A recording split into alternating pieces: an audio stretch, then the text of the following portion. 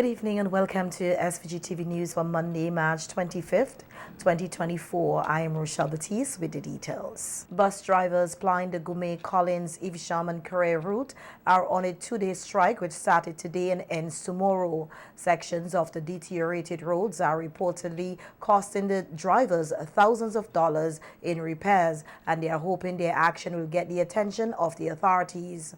Larissa Pugsley-Kidd tells us more in this report. Van drivers parked their omnivans in Korea today in protest of bad roads which they claim they have endured in order to transport commuters to and from Kingstown. The worsening conditions and constant damage to their vans became unbearable, forcing them to pull their vans off the road. Too much money spending. Last week you could see about $2,000. Bam. Road is terrible. Can't handle the road, so I have to strike today. Road, proper road, whole thing resheeted. Especially these humps. Them they needed it. Dragging up on the vehicle. Every time you full and go over those humps underneath your gearbox rubbing, jogging, bam. Not about politics or whatsoever. This is beyond our people as van men. And all we just looking forward for, we is not asking for any raise or fare or anything. We just asking for the better condition of the road, because it's not easy to be spending a lot of money to the parts place and we're not getting back any better service for our service at the van. And it's the same that enough time we coming up in van, passengers bawling, road and road. We cannot, once we dodge one pothole, we're going into a next pothole. So right now, just because of the road, the man say the wear and tear on the road, he leave and go Vermont, go up. The wear and tear on the road, he cannot make it up here. And then he say when he go Vermont, go work, he make it down here. You wanna up here, and then we and Vermont are the same bus price. But we up here, we not making nice about the bus price. We make it all about the road, the condition of the road. A number of commuters were left stranded, even though one van was seen operating. Today now, my journey is in town as usual. So I wonder now if I can catch a bus. Can they ride to the bus and run here? I'm not going to catch a bus right now because one bus moving and Winston is moving. Yeah, this is one bus running. But you reach town right now. I don't have to walk down the valley in case of watch town. Van drivers are not the only ones being impacted by the deteriorated roads. Every time I go in school this morning, I jump in down in pothole and sprain out my ankle. And every time I go in school now, me also get some kind of bus too, you see them? When it's on so, look at our embankment. Sometimes we have to go for our kids from school. We have to guide them. Don't walk to that bank. Walk over this side. Vehicle coming down. The vehicle have to stop. They have to bend their mind. Sometimes they have to wait because the traffic might be holding up a bit, and then you turn so. Oh. On-site workers with Balliceaux were seen carrying out repairs to a section of the road that the drivers are complaining about. 1.55 kilometers of roads in Korea were to be rehabilitated by the Kuwait Dynamics Limited, which started in 2019. Prime Minister Dr. Gonzalez has expressed his disappointment with a contracting firm on its pace of work, with a number of its projects being left incomplete. For SVG-TV News, Larissa Pugsley-Kidd. Meanwhile, Chief Executive Officer of Balliceaux, Ken Bartholomew, said the roadworks in Korea and Evesham are ongoing. The CEO was calling in on Star Radio today during a segment with the Prime Minister. Part of our maintenance is to do patching and paving in several areas. We have done in Kelboni, which is on the Gumé Road. So if you go in up to Gumé, which goes over to Evesham, Collins, over to Korea, there's a branch road that goes to Kelboni. We have just about finished repairing that. The Gumé Road itself, Balliceaux is doing a subcontract on the KDL, and we are presently there working.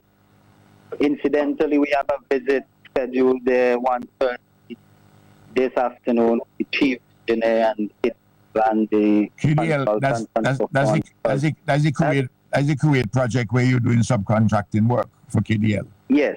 And Prime Minister Gonzalez said that Braxa needs to inform the public more on what they are doing, as works are being done under different funding programs, and sometimes it may appear as though not much work is being done. For instance, the piece we talk by Belmont, they will say there's a bigger project for CDB. That I know sometimes when you have these projects, they take a while to design. That before they actually start, you need to do some patching to keep it going until the big, the complete resurfacing, attaining of. Yes, yes. So yes, definitely. And those things have to be explained properly to people. That because if they don't know and you just do some patching, they say, well, why you don't dig up the whole road and do it over? Well, then there's a project for a particular area, for instance, as you just indicated by Belmont. The Prime Minister noted that Braxa is doing its best, admitting that they are stretched for resources, which is why he will be looking to source additional funding on an overseas trip in 2 months' time. We are at a breaking point. Yes, yes. We are at a breaking point with the Kuwaitis. And, yes.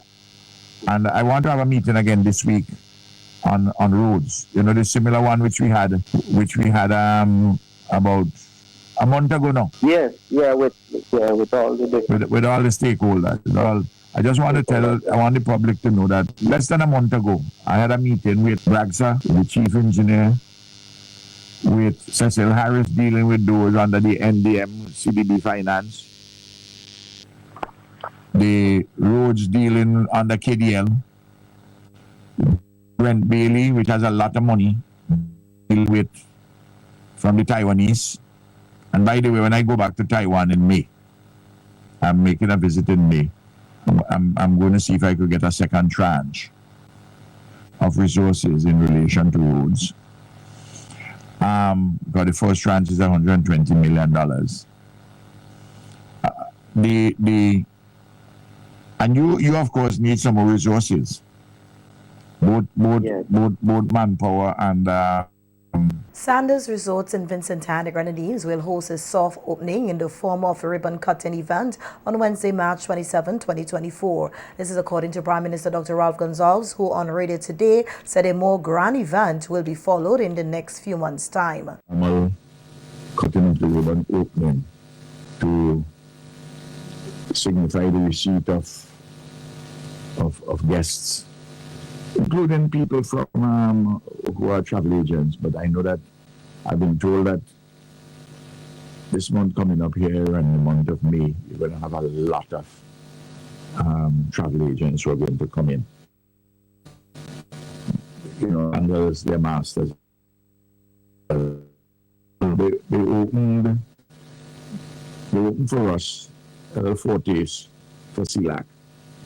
And then they're doing the soft opening tomorrow in receiving guests, and then they have the big opening sometime in August. The opening of Sandals St. Vincent will be the 18th resort for the international brand, which has operation in 8 other Caribbean countries. The ruling Unity Labour Party will be commemorating 23 years in government on Thursday, March 28, 2024. To mark the occasion, the party will be hosting a big celebration event on Saturday, April 7th at the Tarmac at Arnersville. On radio today, Prime Minister Gonzalez said the ULP anniversary celebration may be the last big event to be held on the Tarmac as they get ready for the construction of the acute hospital in the area by June-July, which is expected to cost over $300 million. The Prime Minister said between now and April 7th, they will be talking a lot about the accomplishments of the ULP government over the years, including what he described as a tremendous improvement in the living standard of the people in every material particular, including job creation. Jobs situation was like is to look not at any survey, but at the number of persons who are making payments as active registrants at the NIS. And I'm talking about workers now. I'm not talking about self-employed people or employers, where the numbers have also gone up. I'm talking about employees, workers. Yes.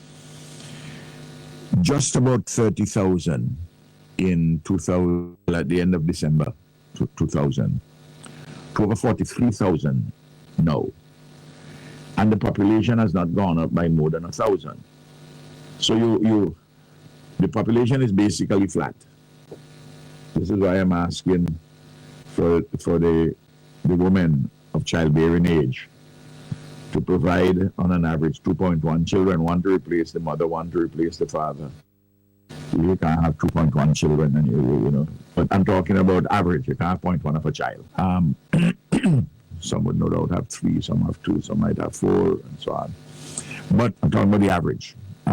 So that you have more people employed today than ever in the history of St. Vincent and the Grenadines. The rate has fallen in real terms. And that is because of the economic activity which has been taking place. And people tend to forget that we had a big blow with COVID, though how we managed COVID, and we managed COVID quite well, contrary to what is tiny minority of people talking about. Managed COVID quite well, and we didn't go anywhere near as deep as anybody else in the region. In fact, the country which did best during COVID was Guyana, because they were expanding their wealth in 2020 with oil. And St. Vincent and the Grenadines was the next best, by a significant margin over the others. The Prime Minister said besides overall economic growth and job creation, there is also the matter of increases in wages and salaries. Salaries jumped in the public service on an average about 65%. And there are some salaries which jumped up to 100%, slightly more. Some increased by 30-odd, 40% because of 60-odd%. But the bulk of the people, what you may call the modal number, that is around where the cluster was in the average, the mean, that is to say the average, and the modal, the cluster, was around the 60-odd% figure, right? The maximum. That didn't take you, that was not part of the reclassification, because it was felt that they were already remunerated using the comparators in a reasonable manner. But that's a small number of positions, not in of those positions and get promoted. That's true. And it will be rarer for an individual to stay all the time in a red circle position. Then we have had 4 increases in minimum wages, and those increases, the more dramatic of those increases this year, where the lowest increase, let's take out the call centers which had come into being 2019, the call center regulations, and those were put above minimum, so those were increased by on an average 15%. Okay. But others increased on an average over 50%, and in some cases higher than that, 60, 75%. Big increases. Some employers have made some complaints, like for instance, some people in haberdashery, influential person to his colleagues, which he did, because I'd gotten some reports that some employers were threatening to dismiss workers if they raise the issue of the minimum wages, because they'll be breaking the law if they don't pay the minimum wage. Exactly. And the Labour Commissioner, the best way, of course, is for if anybody's breaking the minimum wage regulations, for themselves to go to the Labour Department or write me about it. The Prime Minister said there has also been significant reduction in taxes, including personal income tax at the bottom and top level. The only thing which we put on since then, which will affect the average consumer, is a 1 percentage point on top of the VAT to put in the consolidated fund, which is a pro-poor measure in favor of poor people. So when we have national disasters, that we can go to that fund, and we went to it during COVID to help the poor and the working people, and we went to it to help people in the volcanic eruptions, and it's there for whenever we have a national disaster. We have over $60 million in that fund right now. That's salt away. That's the rainy day fund, right? So if any disaster comes, Camilo and his team are working with from either the International Development Association, which is part of the World Bank Group, but they are seeking to get $20 million borrowed from them. 40-year money is a 10 years grace at just under 1% per year. And we try now. So that'd be $50 million, $54 million. And that would be, we'd be able to access that within 2 days of declaration of a state of emergency. It can go to our account at the central bank, which means we'd have in excess of $100 million or $110 million just in case. In other local news now, we hear that grieving mother Charlene Cozier is crying out for justice for her deceased daughter, Kamisha Haynes. The 17-year-old, who was reportedly last seen on Friday, March 22nd, 2024, by her relatives at their Murray's Village home, was discovered on Sunday morning over an embankment in the Fair Hall area. In an interview today with SVG-TV News, Cozier said Kamisha was the fourth of her 6 children. Explaining how she found out about her daughter's death, the grieving mother said her life has been turned upside down and that she will never be the same again. Police came and alerted me yesterday about what transpired from my daughter on the embankment. I'm very disturbing because my daughter don't deserve this kind of death. I don't know who would have the heart to do this, but I just want justice for my child. She was very loving, kind, nothing she has to put to give anyone.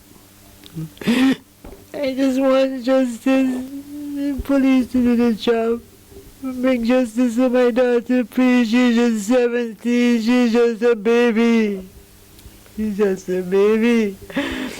My life would never be the same again. Kamisha, I love you. I miss you. Whoever did this, y'all don't have the heart. You're criminals. How could you do this to my child? Why did she do what she done?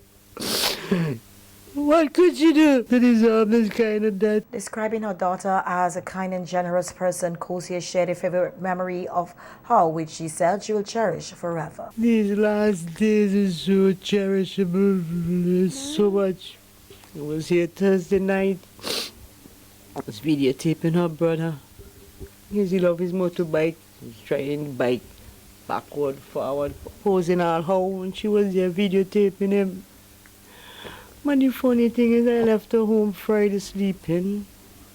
Came back home, I gave her $10 so she going down the road and come back. I never see her back. I never see her.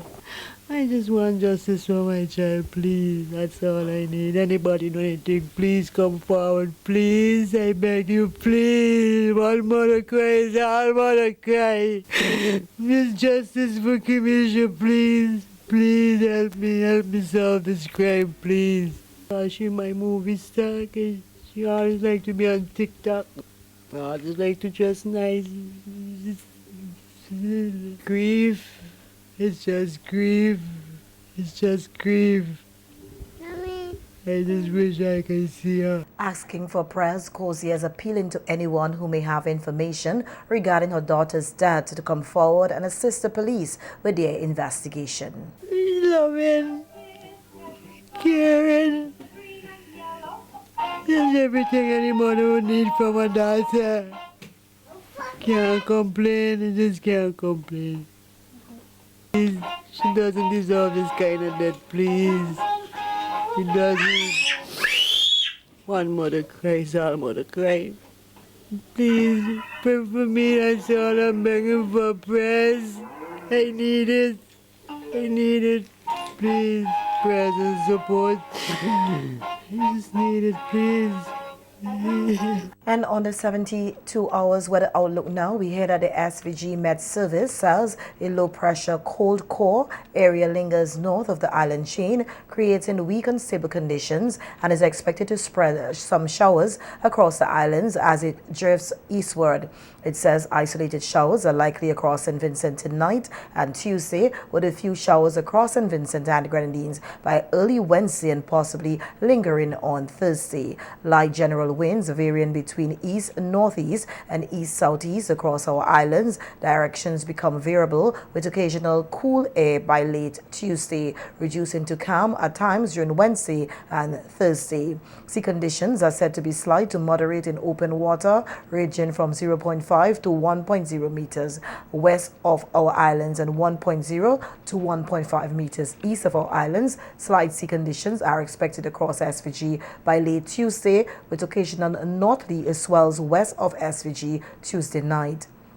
The SVG Med Service says this could spread across SVG by Thursday, and small craft operators and sea bathers are advised to be on the alert for occasional surf and rip currents.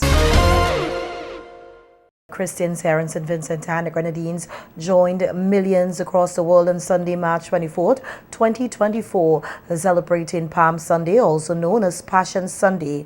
Palm Sunday, which commemorates the Christian belief in the triumphal entry of Jesus into Jerusalem when he was greeted by cheering crowds waving palm branches that they set out on the ground along his path. Palm Sunday also marks the start of Holy Week, the most sacred week of the Christian year. To mark the occasion, an open-air service was held at the St. George's Anglican Cathedral car park under the theme Christianity, Creed, Character, Conduct, How Do What I Believe, Nurture Character, and Affect Living.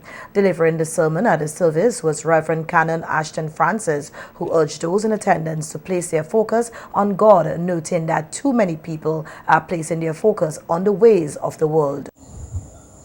And when you change your belief, eventually you will change your behavior.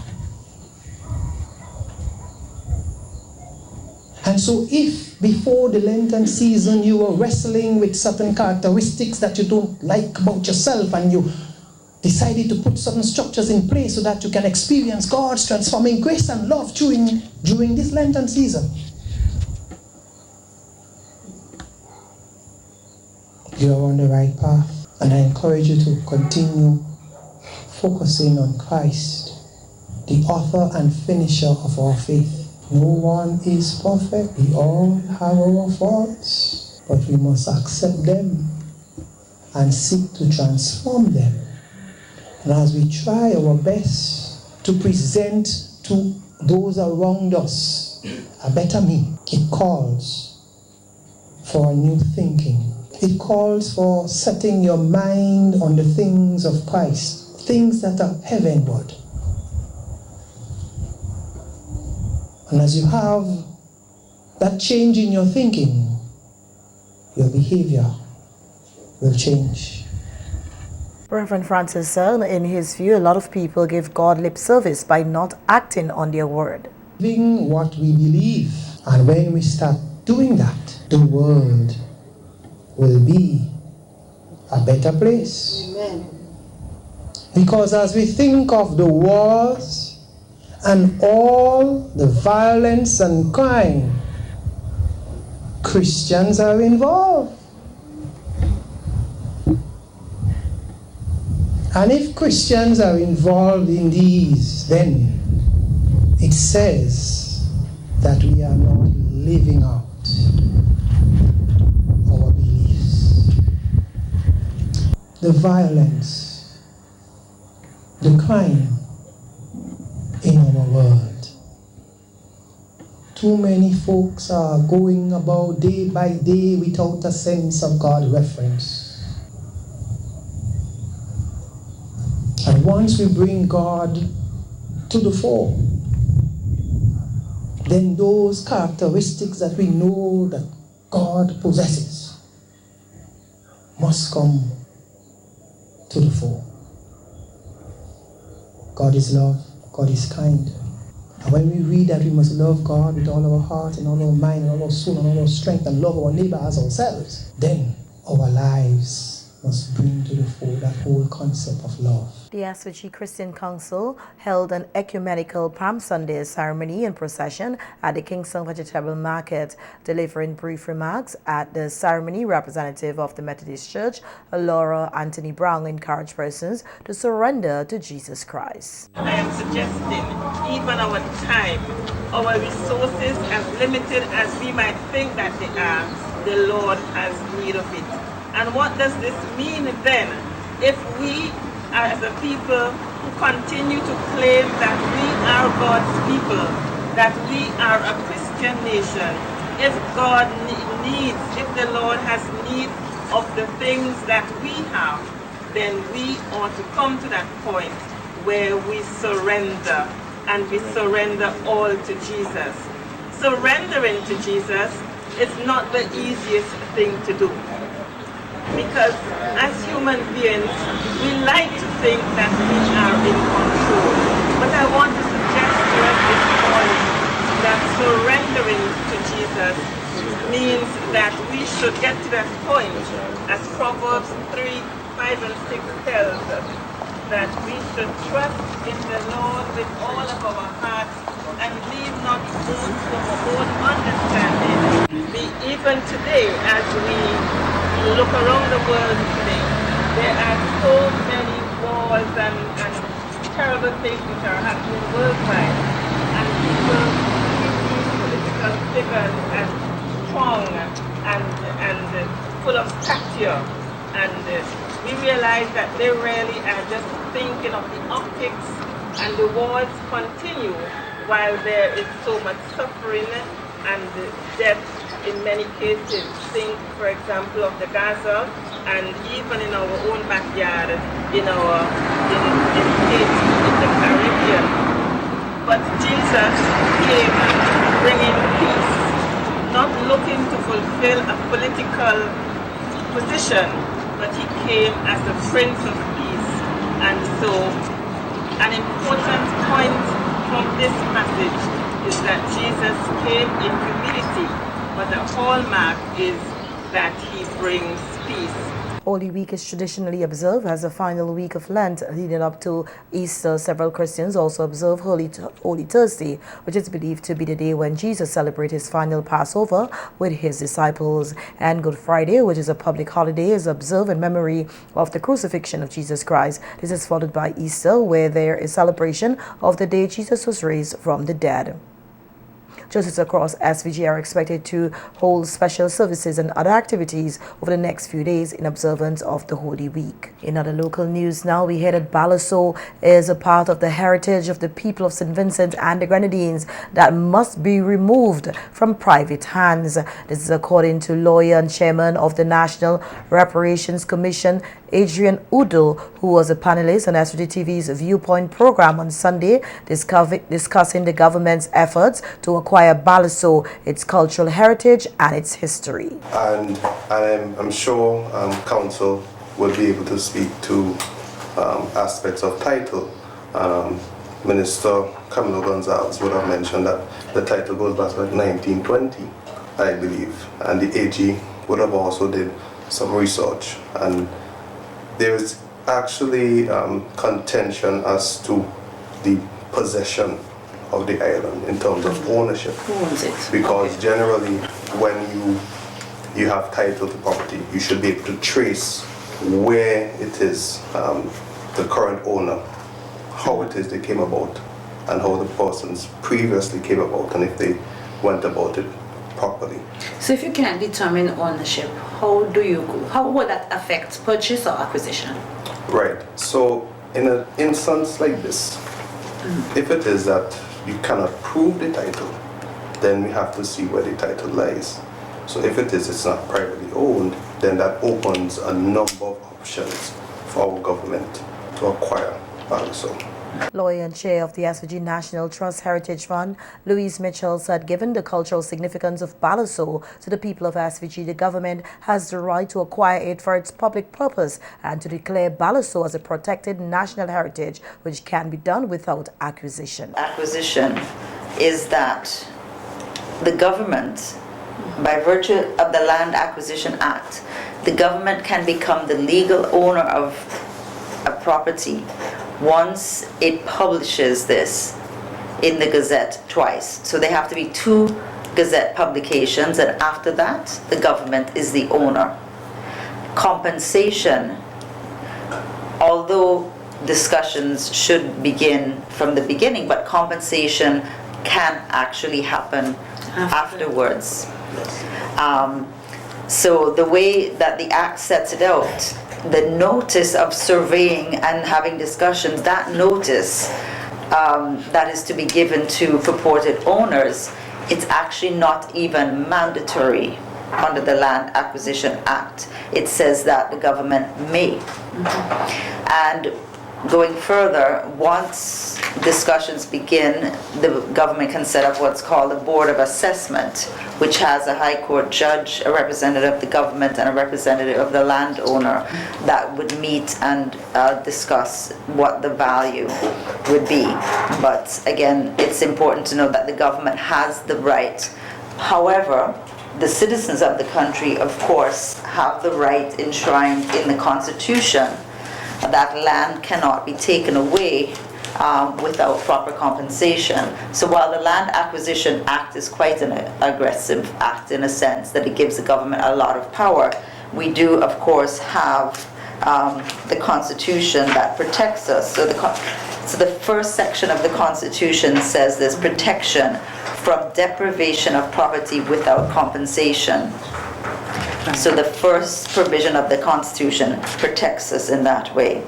And when land is being acquired, it has to be for a public purpose.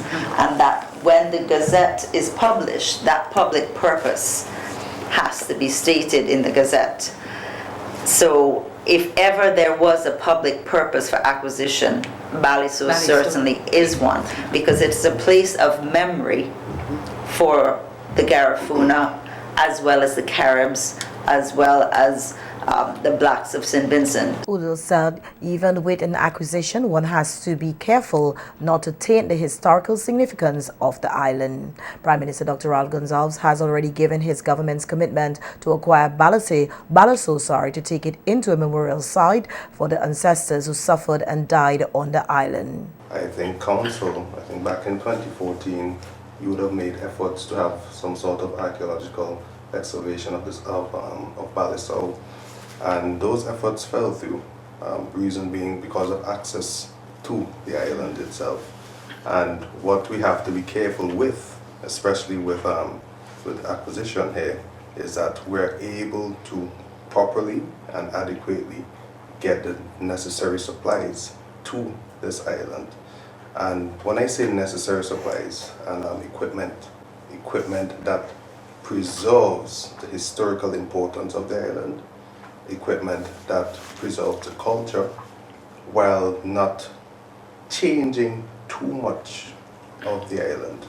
Because we still have to remember that pilgrimage still takes place, and we don't want to change it so much where it is that the pilgrimage aspect of it becomes completely different, a completely different experience for those who partake in it.